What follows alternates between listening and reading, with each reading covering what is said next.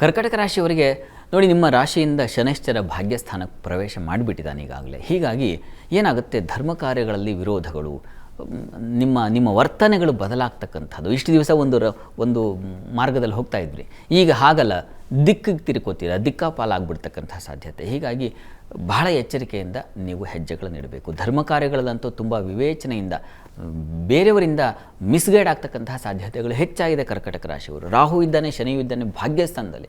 ಹೀಗಾಗಿ ಬೇಡದ ಕಾರ್ಯಗಳು ನಿಮ್ಮ ಬುದ್ಧಿಯಲ್ಲಿ ಆವರಿಸಿ ನಿಮ್ಮನ್ನು ಹಾದಿ ತಪ್ಪಿಸ್ಬಿಡೋ ಸಾಧ್ಯತೆ ಹೆಚ್ಚು. ಹೀಗಾಗಿ ಬಹಳ ಎಚ್ಚರಿಕೆ ಬೇಕಾಗುತ್ತೆ.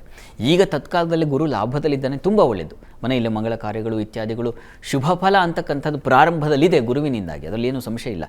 ಮೇ ನಂತರದಲ್ಲಿ ನಿಮಗೆ ಹೀಗಿರೋದಿಲ್ಲ.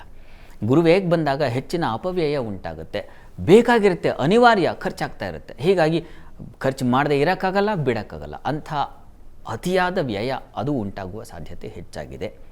ಮತ್ತು ರಾಹುವಿನ ಬದಲಾವಣೆ, ಆತ ಅಷ್ಟಮಕ್ಕೆ ಬರ್ತಾನೆ. ಹೀಗಾಗಿ ರಂಧ್ರಾಹುವಿನಿಂದಾಗಿ ಆರೋಗ್ಯ ಹಾನಿ, ಗುಹ್ಯಸ್ಥಾನಗಳಲ್ಲಿ ತೊಂದರೆಗಳು, ಅವುಗಳ ರೋಗ ಬಾಧೆ ಇವುಗಳನ್ನು ಸೂಚಿಸ್ತಾ ಇದೆ. ಅಪವ್ಯಯ ಉಂಟಾಗ್ತಕ್ಕಂಥ ದುಃಖ, ಕ್ಲೇಶ, ವ್ಯಥೆ, ಸೋಲು ಇಂಥವುಗಳನ್ನು ಸೂಚಿಸಿಬಿಡ್ತಾನೆ. ಇಂಥವ್ರು ತಂದು ಒಡ್ಡಿಬಿಡ್ತಾನೆ ರಾಹು, ಕಣ್ಣಲ್ಲಿ ನೀರು ತರಿಸ್ಬಿಡ್ತಾನೆ.